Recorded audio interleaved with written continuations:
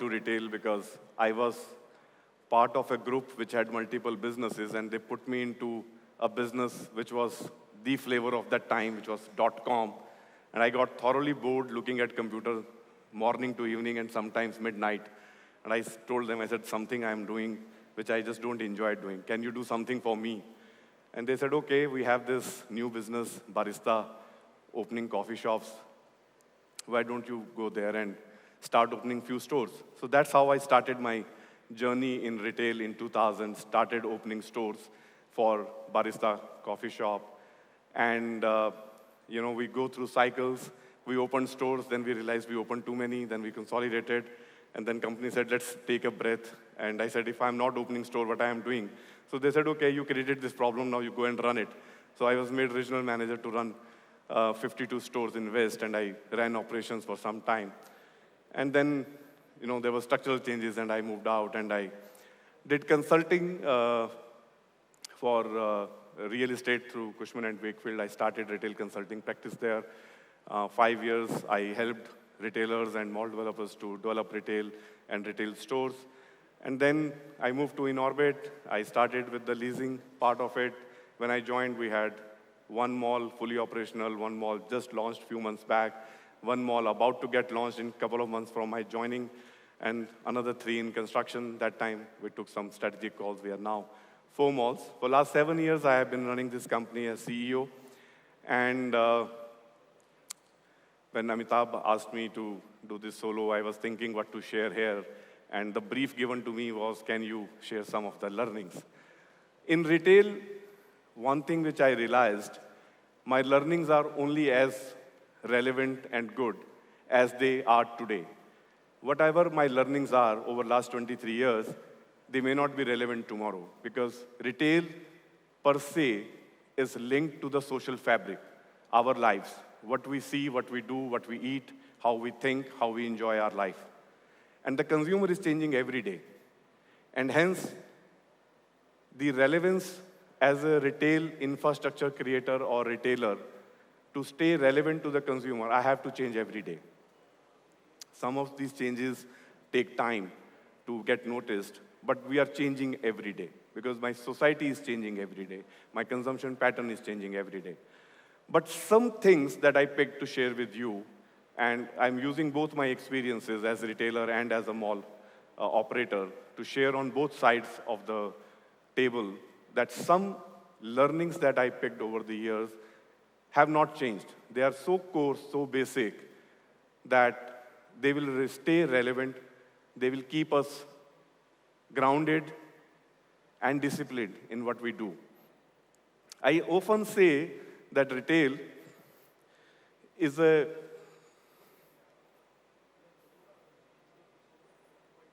Is this the one which works for slide, or I am pressing wrong buttons?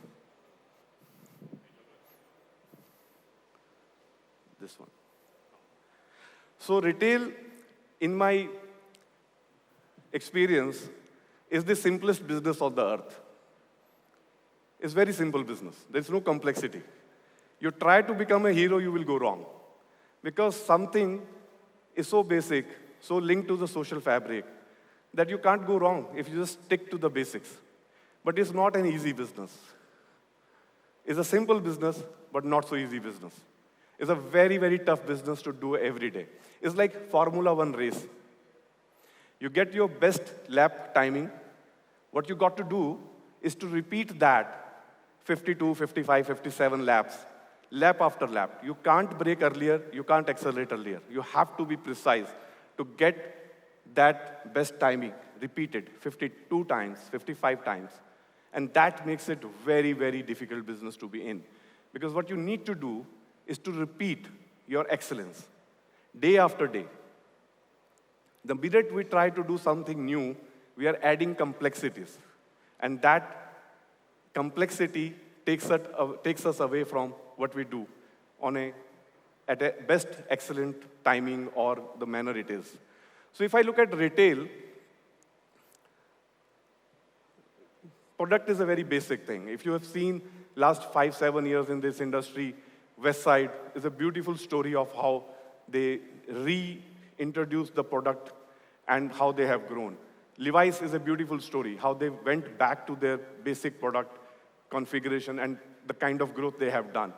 Marks and Spencer, if you are following last couple of years, is a beautiful story of product, improvisation and getting it relevant and growth coming in. Price is very simple, At certain price, I will not buy, at a throwaway price, I will not buy a bad product. And a very good product, I value and I buy at a price. Pricing has to be right, it has to be correct. Availability is another thing. I may have a great product, but if it's not available on floor, it's of no use. When customer is there to buy, the product has to be available, the sizes has to be available, the colors have to be available. So logistic is something which is very crucial in the retail business. And I believe with all the changes, learnings, these three are such basic core requirements of retail that they will never change. You have to have great product, you have to price it right, and you have to make it available. I have seen stories of certain franchises when they change hand and just they focus on availability of product and the sales go 50% up, 100% up. And that is the impact availability of product can have on the performance. Experience is something which is, there is no best experience, there is no there is no fixed experience, there is no definition of experience. You go to Tommy Hilfiger is a different experience, very engaging experience. You go to Zara is a very different experience, is an exploratory experience. There's no interaction. You go to Fab India is a different experience. Each one of these experiences are unique. And the same is applicable if you're selling online. Each experience is unique in itself. It is different for each brand, is unique to each brand, and there is no good or bad comparison between the two. I have to deliver my experience, my unique experience, in the best possible manner. You can say that a gourmet store has a different experience than D-Mart, but they both are relevant to the brand and their philosophy and their price point, and they both are unique, and they both work. You cannot say D-Mart should have this kind of experience or the other guy should have this kind of experience. They both are unique to those brands. They are unique to the consumer connect that they have, and they both work beautifully. So there is no standard definition of experience. Is relevant, is unique to each brand. And as long as you deliver that consistently, you are known for that, and consumer expects that in that same manner. If I go on a high street to have dosa, I am having an experience expectation. And if that experience expectation is met, I had a great experience. And I go to a 5-star hotel, and I order dosa again, I have a different expectation. And if that expectation of experience is met, I am happy. So, same product, to different venues, to different expectations, to unique experiences, both are good. But experience is very different from service. And a lot of times we confuse experience with service.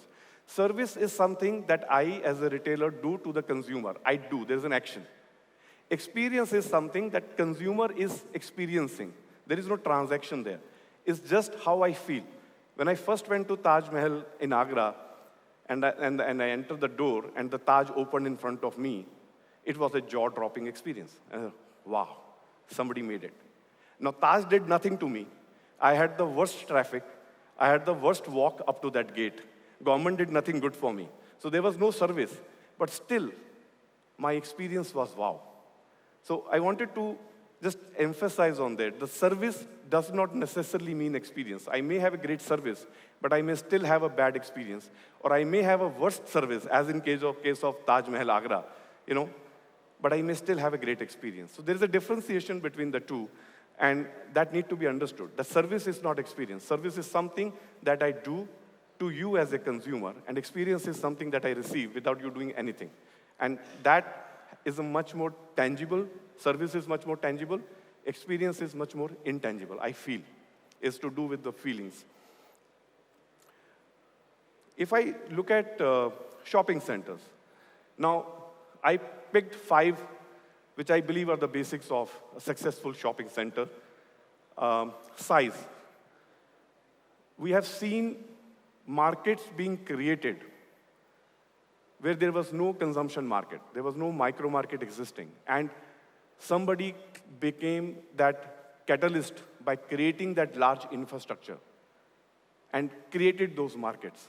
Inorbit Malls created a consumption center where there was no retail availability. 𝗢𝘂𝘁𝗀𝗀 Chandigarh, when the whole thing was Sector 17, they created a parallel economy equal to Sector 17.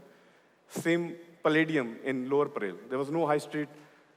They created a consumption center, right? So a certain size of development, infrastructure, creates a great market, creates a new micro market, and hence size has to be relevant. We have seen the reverse also, where there are examples where people have done bigger malls than the market could support, and they had disaster. Or we had great large malls, but there was no micro market to it, and they could not sustain.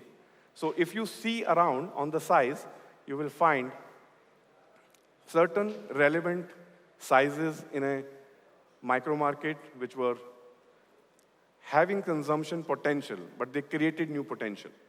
And in certain places, large infrastructure could not create. They failed. Something went wrong. Maybe one of the rest 4 went wrong for that.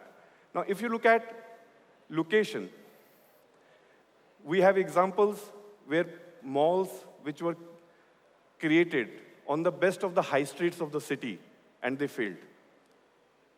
And we have seen locations which were created off, but they were large, and they had good access, they had good infrastructure, and they became great centers.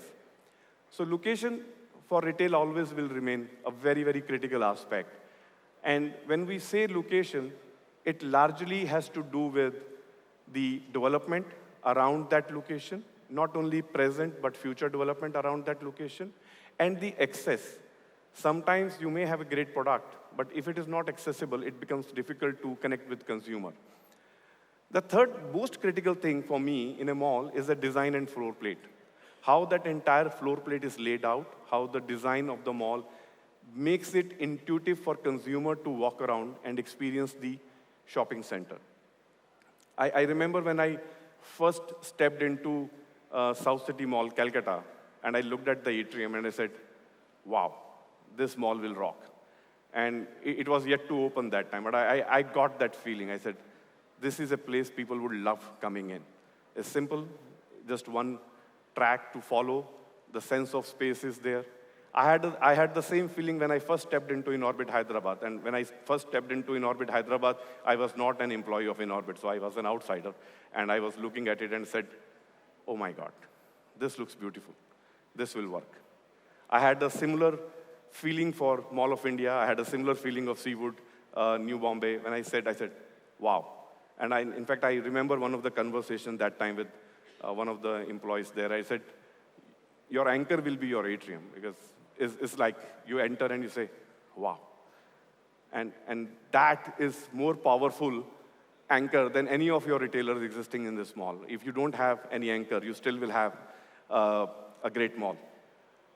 The reason you won't find, since we are talking about anchors and we're talking about retailers, the reason you won't find tenant mix on my chart, and you might be worrying that we all give so much of emphasis to tenant mix. If you look at the most successful mall in the country, okay, I can name it for you, Select City Walk. It did not start with Zara, it did not start with H&M. 40% of those brands which were there on the day one may not be there anymore in the same store or same size. The infrastructure created attraction. The infrastructure created consumer liking. They came in and they bought. When they started buying, everybody wanted to be there to sell.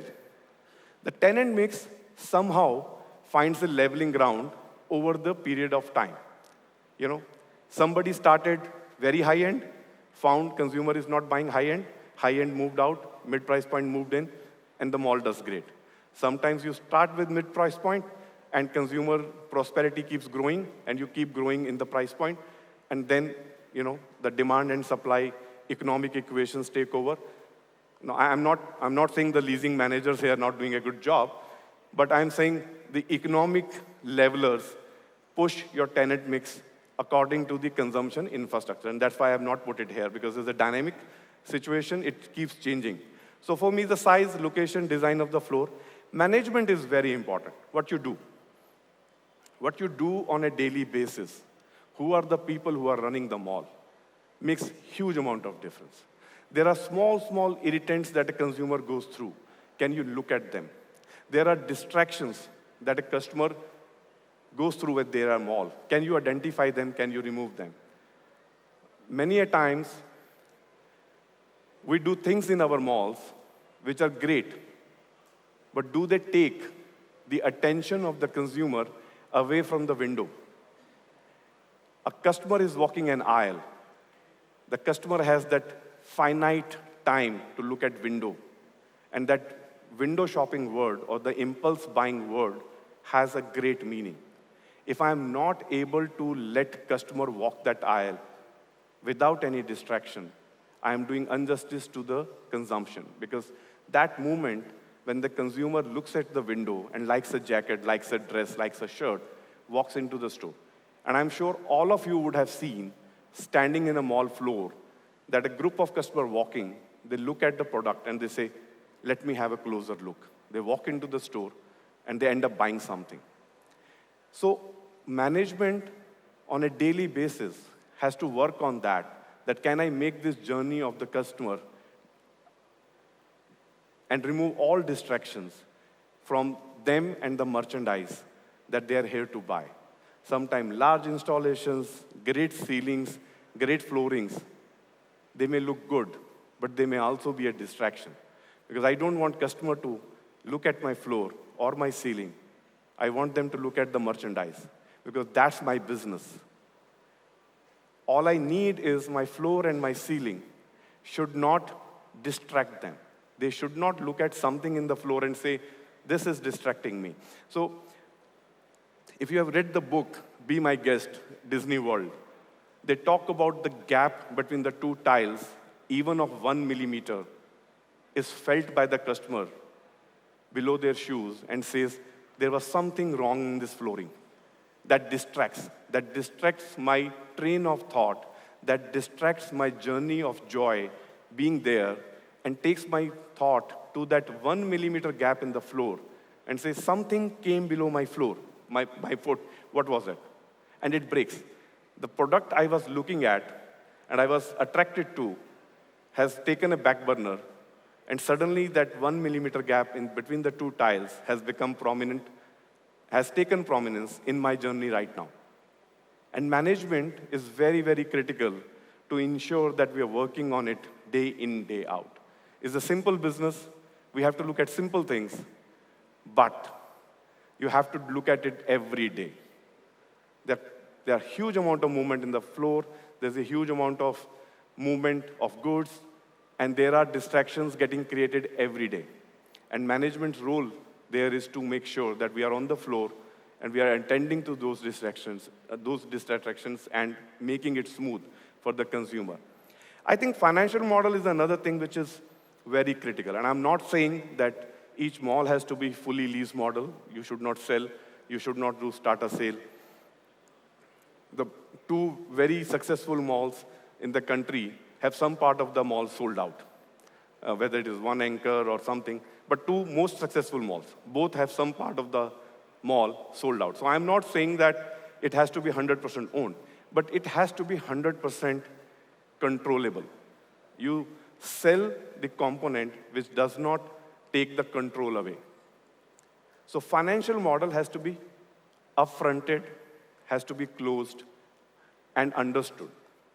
We have some very good malls in East, and they also have a sale model. And probably the only example in the country where there is a sale model mall which is so very successful.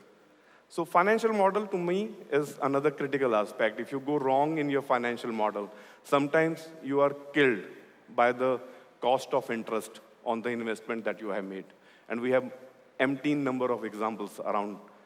And sometimes, if you can sail through the construction phase, 4 years, 5 years, and stay steady on your investment without thinking, will I get my rental or not? You will sail through it, and the mall will be successful, and you will make a lot of money. But financial closure for development of the mall is very, very critical. So I just brought out things that I feel is most critical in the business of shopping center. If you have seen any great location, any great mall, any good development not doing well, you will find most probably answer in these 5, saying, okay, this went wrong in this mall. And if you find very successful mall, you will realize that all 5 has to be correct. To ruin your development, only one going wrong is sufficient. To be successful, all 5 have to be correct. And hence, it is a simple business. It's not an easy business. Thank you.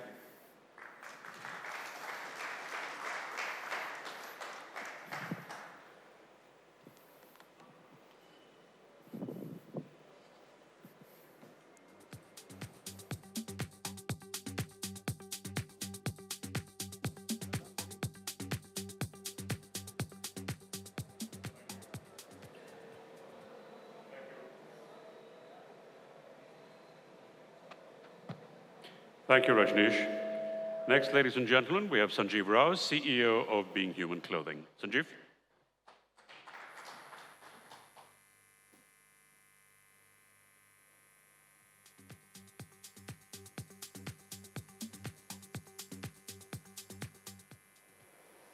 Check. Yep. Good afternoon. I think everybody is on the verge of, moving on for lunch. And I'll keep this very short, and I'll try to make it as exciting as possible for you, because there's a lot of learning through what I'm saying today. I've been told to talk about what it means to be humble, what it means to be creative, and what does it mean to have a single line focus on what you want to do in life. And this obviously, kind of applies to every one of us here, whether it's your shopping center or whether it's your brand. It's the shiddat with which you actually follow your goals. So let me tell you a small story, and I'll keep it as short as possible. I think we have a timeline here. Anish? Yeah? Okay. So this, I technically shouldn't be on this stage today. Honestly speaking, even today, I believe that, am I truly doing justice to the position that I hold? Because what happens is, it's all about where you come from and what is it that you're actually trying to achieve, not only for yourself, but also for everyone around you, whether it's you're building a mall, for your team, for your promoter, for your family, for yourself as a being. So let me take you back. This is the story of a 12-year-old boy who was selected and who was very passionate about playing badminton and was in the nationals of the sub-junior, where his parents were not able to afford very expensive Yonex rackets, and I'm talking late 80s. Whereas this boy actually decided that he's going to fund his entire sporting career. He went ahead and sold Rajasthani block-printed chadar behind the back of his cycle in his community to gather money so that he can fund his sport career. He went on to become the junior national player, played with some of the best ranking players of those time, 𝗢𝗲𝗶𝗶𝗀, Prakash Padukone, School of Badminton, all of that. That boy was me. And then at one point in time, when I realized that, sporting career is not going to take you anywhere, and my father told me that Sanjeev, either you will become a clerk in Indian Oil or Indian Railways or Indian Air India, where you will be sitting on a desk after your career is over. And trust me, us zamane mein sporting didn't have any money. It was only cricket which had, and today, of course, badminton and all the sports, even kabaddi has got humongous amount of money coming through. So I took a decision. I went ahead. I did my hotel management, landed up in ITC Maurya in a restaurant called Bukhara. I trained as a chef. The first 2 years of my life, I was chopping onions and moving the dal bukhara throughout the night.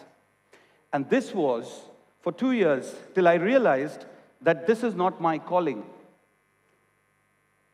Fast forward from there, a gentleman named Mr. 𝗢𝗂𝘁𝗀𝗀. I don't know how many of y'all remember 𝗢𝗂𝗀𝗀𝗀, but I believe 𝗢𝗂𝗀𝗀𝗀 as he was the actual true godfather of retail in India. He picked me up and I trained under him, and he taught me what is retail all about. Raghu used to take me outside catchments and say, "Arey Sanjeev, idhar aa, ye apna dukaan hai, abhi idhar kaisa pata chalega kitna customer aata hai?" Those days we didn't have any research, we didn't have the CBREs and the JLLs of the world, or we didn't have our internal research teams. So if there is a high street location that we need to sign, what do we do? So Raghu used to make me stand next to him and say, "Okay, these are the houses all around." And we used to start the survey at 7 o'clock in the evening. He used to say, "Let's count how many lights are there in each house." We used to count it, literally. And after counting, we used to then walk around nearly 5-7 kilometers in the catchment and then decide this is how a store will do well or it will not do well. Those are the days where I learned that being humble about what you do is extremely important to the output that you want to create. Moving on from there, there were times when, I have literally worked with mostly, you can name it, literally all the large retail organizations in India. I have very closely worked with Sanjeev Goenka. I have worked very closely with 𝗦𝘁𝗁𝗀𝗀. I have worked very closely with a whole lot of other organizations and their promoters in terms of delivering them what they actually required. And everywhere, I just found one simple fact of life. And that fact of life, my friend, is being humble, being creative to your thoughts, and connecting it to the larger goal that you have in life. And that larger goal can be your personal goal, it can be your organizational goal, it can be any goal for that matter. So, what made me keep going on and on? As Rajneesh said that he came into retail by default because he was told, okay, this is how it is. I came into retail and started believing that it is by choice that I took over retail. Every single day that I walk into my office, or I had walked into any office in any organization, I never went in with the feeling that, oh my God, today is another day I have to pass through. No, because you need to find, जैसे बोलते हैं ना, हर दिन कोई छोटी सी खुशियां खोजनी पड़ती हैं, and that is what keeps you going. And that's exactly what I find every single time that I walk through the doors of my office. And that is how your passion gets built. Today, if I tell you that, when I was given the responsibility of turning around brand Being Human, I had done my bit. This is my 29th year in retail. I have seen, Amitabh is sitting here. Amitabh knows there were times when I used to stand outside such events, and my organization, because I was a very junior guy, and they said, no, you're not going to get money to go and spend time in such events. I used to wait outside to just latch on to somebody who can bring me into this place so that I can hear people talk. Now tell me, why would somebody do that? You will only do that because if you have a thirst to know. If I stand here and tell you, and Rajneesh, I completely agree with you, trust me, every time that I enter an organization, I'm a management trainee. Every time that I enter an organization, I believe I am the CEO intern.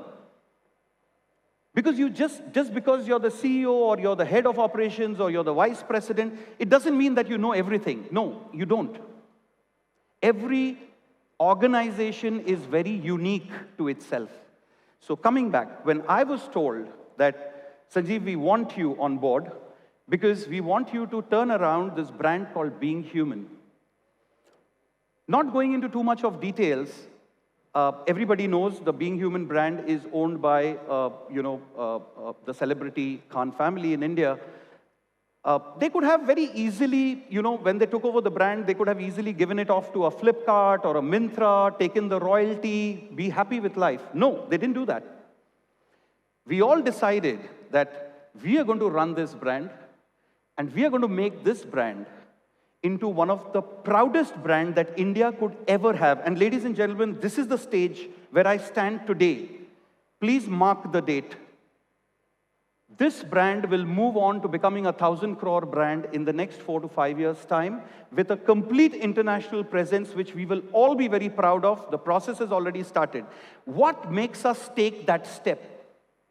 Now, let's say, for example, have you, any of you thought that, okay, today we are building a shopping center here in Delhi or in Hyderabad or in Chennai.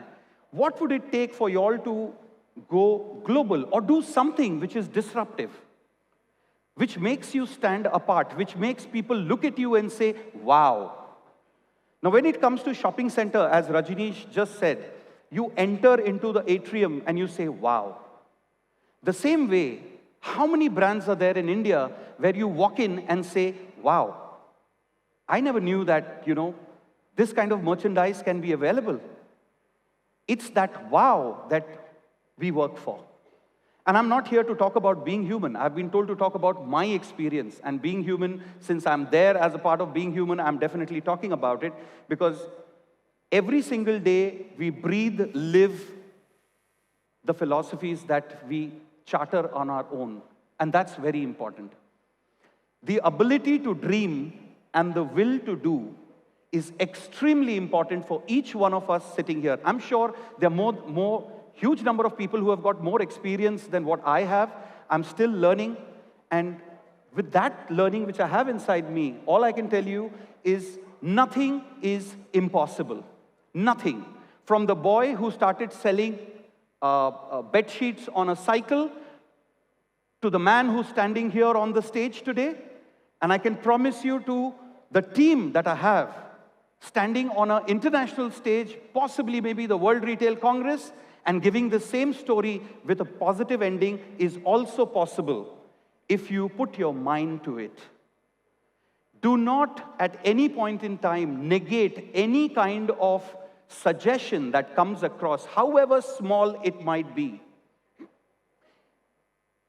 The boy who serves me tea in my office gave me an idea 5 days back, which I couldn't believe.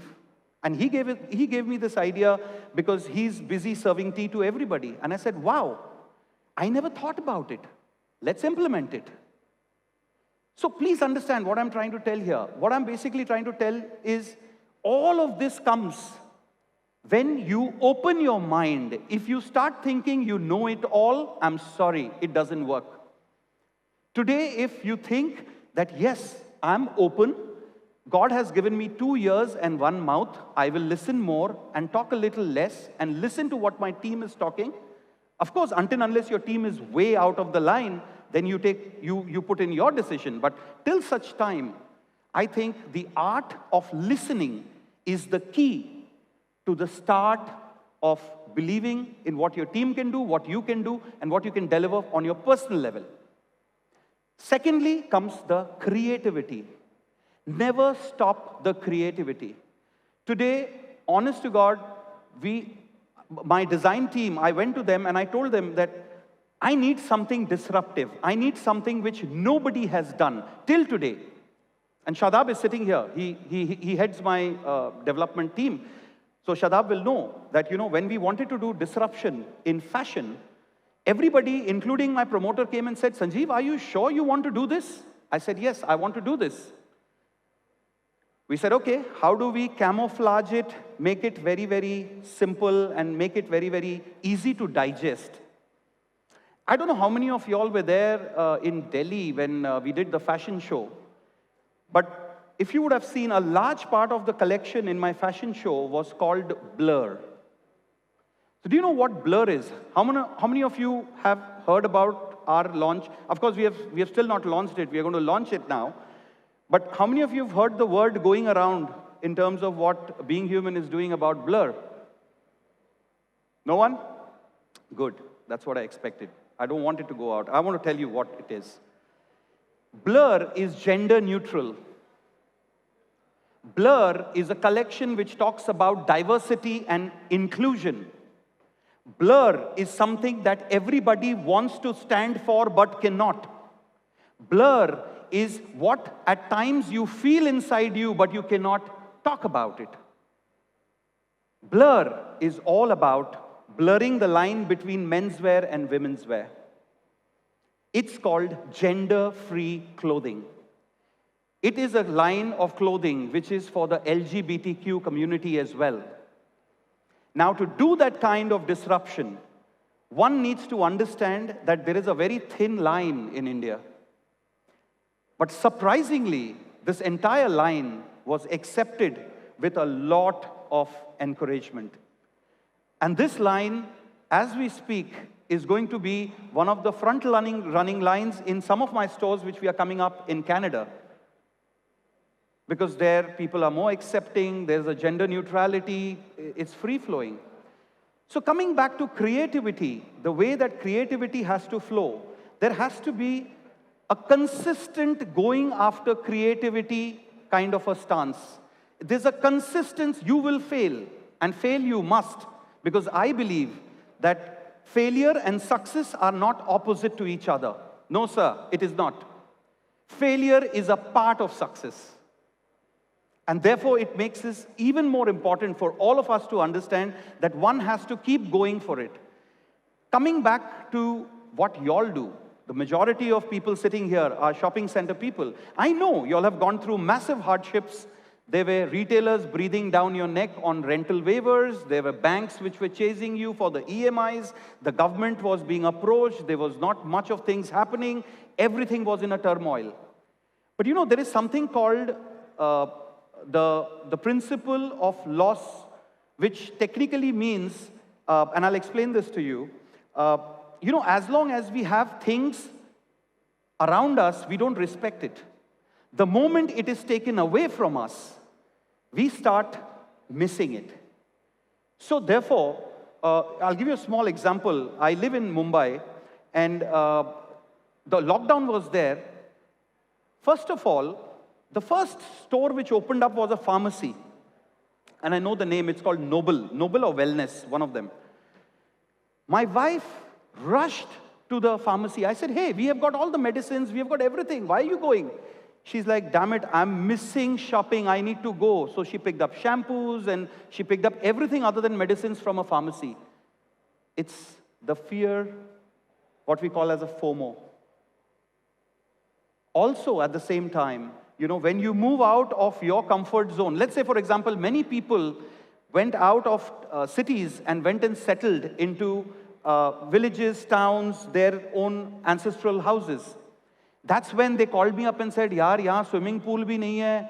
Are yaar, yahan playground, bacche ko kahan leke jaye? So I said, boss, you had all of that, but you decided to go back. Now you're missing it. And that's exactly, my friend, when we see this rebound happening in malls, I think every single brand who's present here today, we are doing double-digit growth. I'm sure every brand sitting here are doing double-digit growth. However, that is what consumers were missing, and now they're coming back into your malls to shop. And that's not going to go away. Our reading is very clear. There is the physicality of retail which will remain. How much ever we digitize the process, how much ever we talk about ML, AR, AI, IoT, all of that, the physicality of retail will still remain. It will not go away, because we are humans at the end of the day. And that's what is being human all about. You cannot take the human out of your being. How much ever you do digital. Of course, digital is important. I was just sitting here and ordering a pair of shoes for my son from Puma. But you know what? I miss touching that shoe. I miss holding it and understanding how it feels. So there is a limitation to that. So bringing that back, we are not going to lose out on the physicality of retail. And at the same time, all of this human part of the behavior, it's nothing but a behavior. What are we talking about? When Amitabh did the first conference after COVID, we ran like crazy buggers paying 15,000, 20,000 rupees air tickets. You know why? Not because we wanted to hear what people are talking, because we wanted to meet our brethren. We wanted to talk to each other. That's human. That's the human behavior. And we have to understand there's no second planet. There's only one planet. And this planet is owned by humans. And when you connect all the dots, this entire humanity survives on behavior. And that's the behavior which, a part of that behavior is what people like you and us, retailers and mall developers, are driving. We give them a break from the monotony. We give them a chance to meet their friends. We give them a chance to get away and have a me time. We give them a chance to be who they are, and that's what being human is all about. That's exactly what I'm trying to bring this to. And finally, before I end this talk, I want you all to understand that being human means you have to understand another human being. Whether it is your boss, whether it is your promoter, however nonsensical that they might sound, your colleagues, your peers, how much ever nonsensical they may sound, please listen to them. Because that's the humility you bring into yourself to drive a successful business, a successful career, and being a successful person. Next comes creativity. Don't stop your creativity. How much ever you might be criticized, don't stop it. Because that's where your life ends, if you stop the creativity part of it. And third of all, be passionate about what you do. There's a never die attitude. If you can bring that into yourself, trust me, you're there. You're absolutely there. I have seen people who cannot speak a word of English. They only speak Hindi, no problem. They are one of the biggest retailers across the world. It doesn't matter where you come from. It doesn't matter who you are. It doesn't matter what you do. All it matters is what you want and what you're ready to listen to. Listening to customers, listening to your tenants. We as retailers, listening to the mall is very important. That is called the collaborative way of being human. That's when success comes. And I'll leave you with this video. It's just I think a 1 minute, 1.5 minute video. This video has been driving my adrenaline from the time that I have seen it, because this video encompasses everything that I told you right now in the last 3 to 4 minutes. This is exactly what drives me. I don't know what drives you. So you decide what drives you. And please take a second off, take some time off and think what drives you. Why are you on Mother Earth? What's your purpose as a human being? And when you learn your purpose, trust me, there'll be drastic changes. And watch this video, ladies and gentlemen. Thank you so much for bearing with me. But I leave you with the video. Thanks again. I'll see you in the evening. Love you all. Whenever there's an argument between your heart and your mind, follow your heart. There are things that the heart can understand and feel that the mind cannot relate to. There are things that you feel, that you know in your heart of hearts, that's not logical, it's not practical, it's not realistic, but there's something in you that says, I can do this. If you do what is easy, your life will be hard. But if you do what is hard, your life will be easy. People that are hungry are uncommon people. Are hungry, have a vision of themselves when they leave here, leaving a legacy and not liabilities.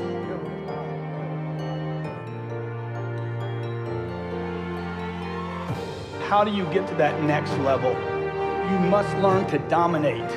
You cannot compete. Domination, not competition. Anybody can do this, folks. Anybody can do this. This is not about a college degree. This is about massive amounts of action. Whatever you think you're worth, if you're not sure of your own value, your own goals, and what you want, the world will never reward you of what you want, your value, and your goals. People that are hungry are willing to do the things today others won't do in order to have the things tomorrow others won't have. People that are hungry are relentless. People that are hungry are unstoppable. People that are hungry refuse to give up. I'm willing to make this happen. No excuse is acceptable. I'm going to do whatever it takes. I can do it. If anybody's ever done it at any point in time in history, then what's possible for one is possible for me, and I'm going to do it. It's my time. It's possible. It's necessary. It's me. It's hard. It's worth it. I don't know what you want to do.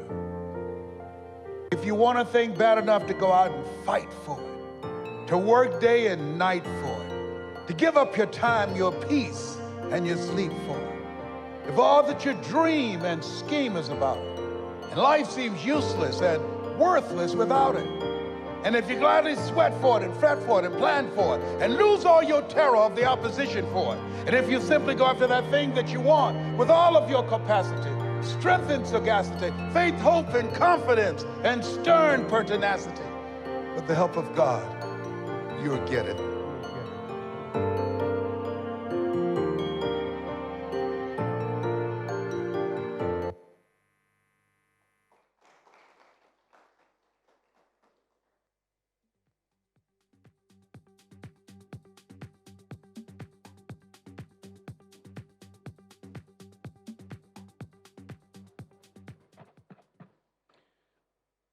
Thank you, Sanjeev. Next, ladies and gentlemen, we have Shrirang Sarda, CEO and Managing Partner of the Sarda Group. Shrirang.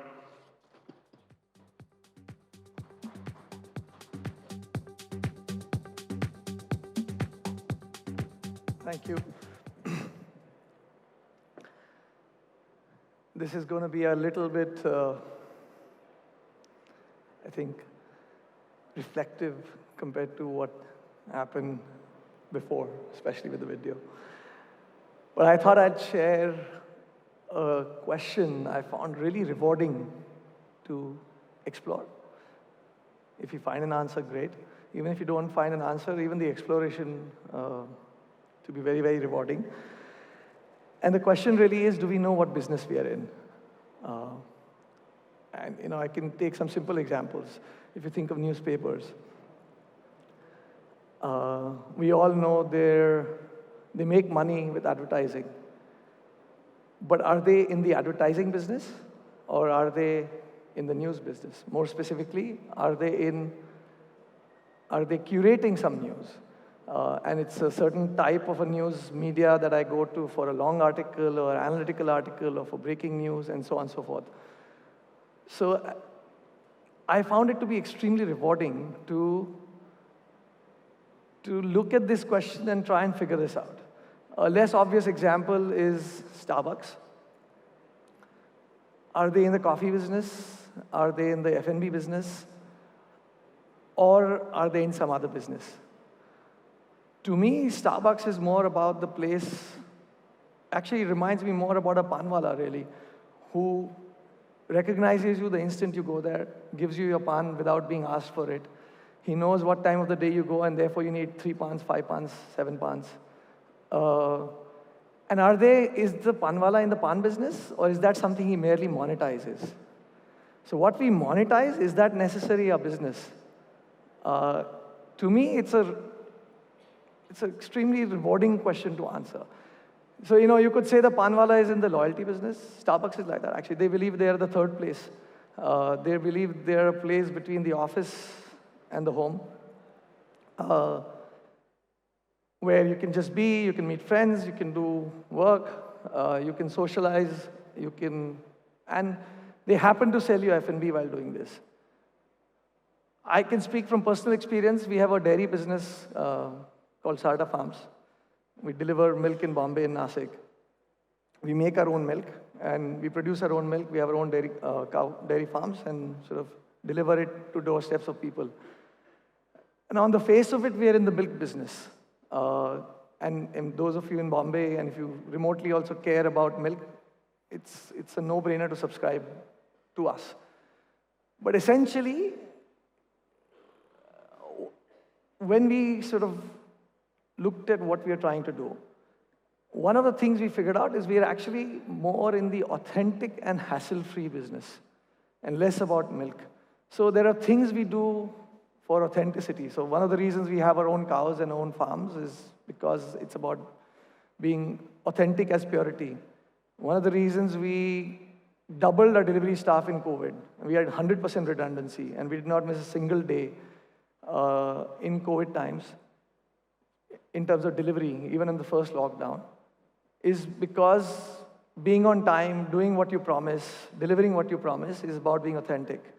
Similarly, hassle-free also, we go out of our way. But these two words help our organization dramatically, actually, in figuring out what is the right choice to be done here.